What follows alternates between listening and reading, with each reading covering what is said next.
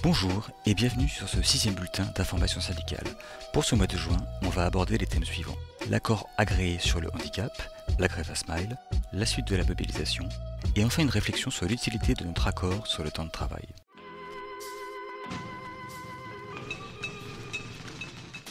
En 2023, nous avions commencé une négociation sur un accord handicap dit agréé, mais nous avions estimé que le projet n'était pas assez mûr. Les négociations ont donc repris cette année. Mais déjà, qu'est-ce qu'un accord agréé? Toutes les sociétés doivent embaucher au moins 6% de personnes en situation de handicap. Si ce n'est pas le cas, une contribution est versée à la GFIP. C'est l'organisme officiel et spécialisé sur le sujet. Pour Smile, la contribution est de l'ordre de 230 000 €. Il est possible avec cet accord d'utiliser cet argent directement en mettant en place des actions concrètes dans la société. Mais pour pouvoir le faire, Smile doit avoir notre signature. C'était donc l'objet de ces échanges. Suite à quoi, la CGT Smile a signé l'accord fin mai. Vous trouverez toutes les informations détaillées sur notre site, mais en résumé, cet accord devrait permettre d'embaucher 2 à 4 salariés, 1 à 2 alternants et 1 stagiaire par an, et ce, sur les 3 prochaines années. L'accord prévoit 4 grandes sections d'action avec un budget dédié. On a donc tout ce qui est communication, sensibilisation et formation interne, avec 32 000 € par an, le recrutement et l'intégration avec 72 000 €, le maintien dans l'emploi des personnes en situation de handicap avec 92 500 €, et enfin la sous-traitance avec 30 000 €. Cet accord sera suivi chaque année pour veiller à son bon déroulement.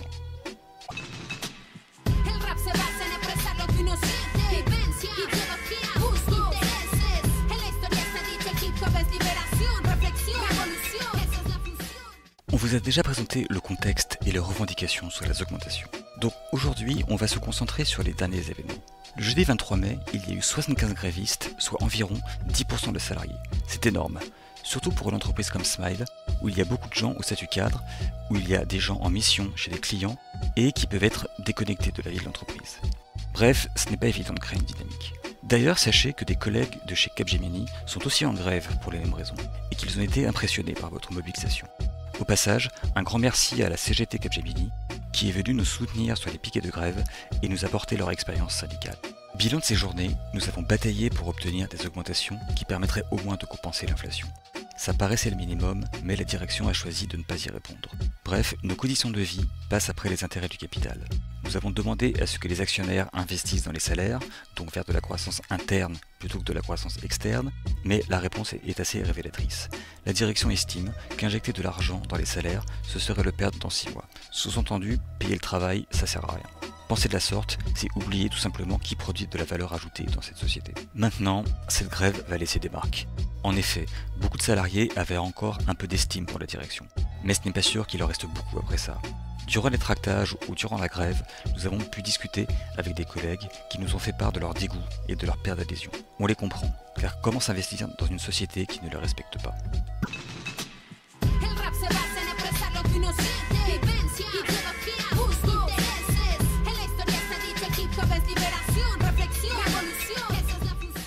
Malheureusement, la direction ne veut pas bouger. Elle est bloquée sur ses positions et ne considère aucune de nos revendications. Nous avons besoin d'un vrai rapport de force, bien plus massif, pour les faire bouger sur ces sujets. Et dans notre cas, réitérer des journées comme les précédentes ne serait pas utile, vu qu'ils ne veulent même pas accorder un début d'augmentation, par exemple de tickets restaurants. Mais il faut d'abord se dire que, malgré l'arrêt de nos grèves, ce n'est pas l'arrêt de notre mobilisation. Nous n'avons pas échoué, nous avons réussi à mobiliser des gens, beaucoup de gens, parfois pour la première fois de leur vie. Ça veut surtout dire que c'est possible pour nous de se mobiliser à l'échelle nationale. La direction était dans une posture de fermeté absolue, pour qu'on ait l'impression qu'ils ne lâcheront jamais rien. Mais, ayant regardé de plus près, leur réponse et leur attitude ont montré un début d'inquiétude non négligeable. Bref, tout ça montre que ce n'est que le début. On a été capable de se fédérer, on a été capable de se mobiliser. Un verrou a sauté, et maintenant, la suite ne dépend que de nous.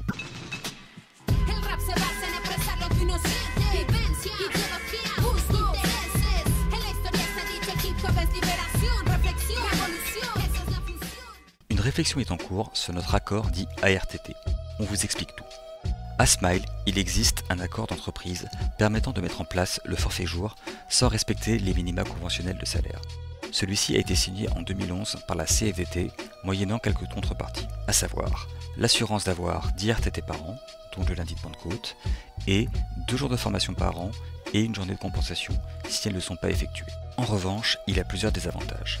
Le rachat des RTT en fin d'année est moins 10 ans que la convention collective.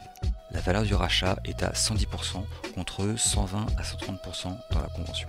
Chaque année, la direction décide de se réaligner sur la convention, mais à tout moment, ils peuvent arrêter.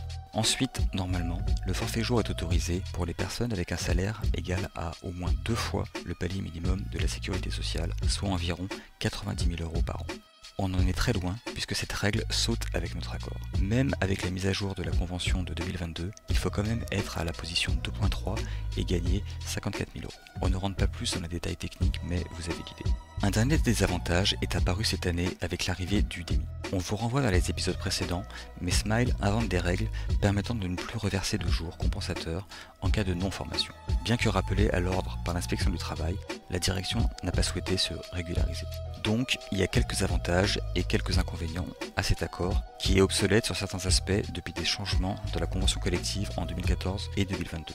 La question se pose de faire disparaître cet accord et revenir à un cadre classique qui ne dérogerait pas à la convention collective. Un article plus complet va paraître, avec un sondage pour avoir votre avis. Avant ça serait bien d'en discuter autour de vous. N'hésitez pas aussi à nous poser des questions sur le détail des règles et des enjeux.